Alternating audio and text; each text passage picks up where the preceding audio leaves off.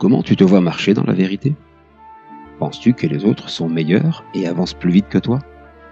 Ou penses-tu ne pas être de grande valeur pour les autres? Tu vois, dans la vie, certains peuvent marcher, alors que d'autres peuvent courir. Mais rappelle-toi que la tortue et le cheval ont atteint l'arche de Noé en même temps. Alors, quand bien même ton parcours peut être difficile et même très compliqué, en gardant la vision de Jéhovah sur ta personne, tu arriveras également à la meilleure destination qui soit. Pour t'en convaincre, souviens-toi de ceci.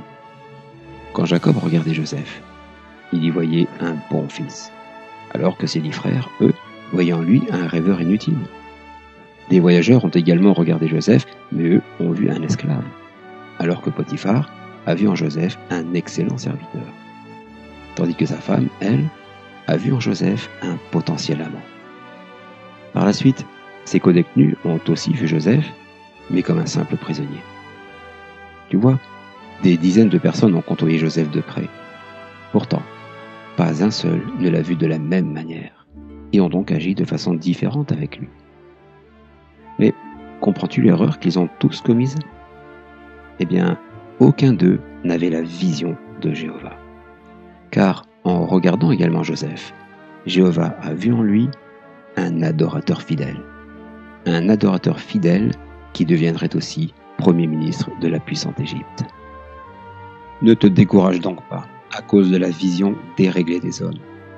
Regarde, Jean le Baptiseur a été accusé d'avoir un démon, et ça, simplement parce qu'il ne mangeait pas de pain et ne buvait pas de vin. Alors que Jésus, lui, a été accusé de glouton et de buveur parce qu'il mangeait et buvait, pourtant modérément. Relève donc la tête, car la vision que Jéhovah porte à ton égard correspond exactement à ce qu'il voit au plus profond de toi. C'est pourquoi la Bible dit en 1 Samuel chapitre 16, le verset 7, « Un homme ne voit pas les choses comme Dieu les voit, car l'homme voit ce qui est visible, mais Jéhovah, lui, voit ce qu'il y a dans ton cœur. » Ne sous-estime donc pas, en pensant que tu corresponds à la vision que se font les autres sur toi. De même, ne sous-estime pas non plus la personne qui est à côté de toi, car tu ne sais pas ce que Jéhovah a vu en elle.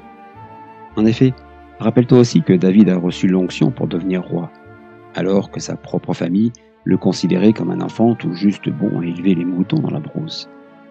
De même, Esther était une simple orpheline, mais Jéhovah la voyait déjà comme une reine. En fait, peu importe la manière dont les gens te voient, ce qui compte vraiment, c'est comment Jéhovah, lui, te voit toi.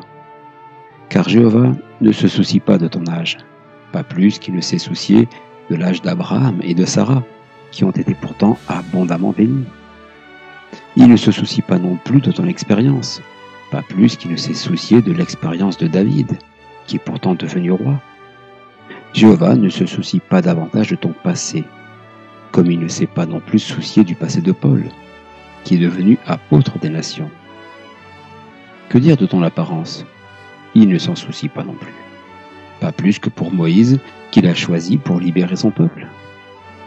Et pour ce qui est de ta carrière, eh bien là non plus, Jéhovah ne s'en soucie pas du tout. Pas étonnant qu'il ait choisi Rahab alors qu'elle était une prostituée. Encore aujourd'hui, Jéhovah ne change rien pour toi. Ne dit-il pas en Isaïe chapitre 46 verset 4 « Jusqu'à ta vieillesse, je resterai le même, je te soutiendrai comme je l'ai déjà fait, je te soutiendrai et je te secourerai. Car je suis Jéhovah, je ne change pas, dit-il aussi en Malachie chapitre 3, le verset 6.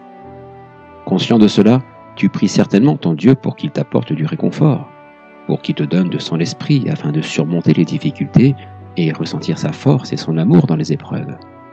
Eh bien, sache que Jéhovah t'écoute. Il écoute tes prières, car la Bible dit clairement en Psaume 65, verset 2, que Jéhovah écoute ta prière. Il l'entend, comme il a entendu Corneille, dont parle la Bible en Actes chapitre 10, verset 31, qui dit ceci, « Corneille, Dieu a entendu ta prière, et il garde en mémoire tes dons faits aux pauvres. » Alors tu peux être certain de ceci. Jéhovah écoute aussi tes prières. Il écoute personnellement tes prières, et ce, quelles que soient tes demandes, qui sont en accord avec sa volonté. De plus, si ton cœur te trouble à cause d'un péché, sache que Jéhovah n'a jamais trouvé un pécheur repentant impardonnable. Bien au contraire. On lit en Psaume 103, les versets 8 à 14, « Jéhovah est miséricordieux et compatissant. Il est lent à se mettre en colère et abondant en amour fidèle. Il ne fait pas de reproches constamment et ne garde pas de ressentiment pour toujours. Il n'agit pas avec toi selon tes péchés et ne te rend pas ce que tu mérites pour tes fautes.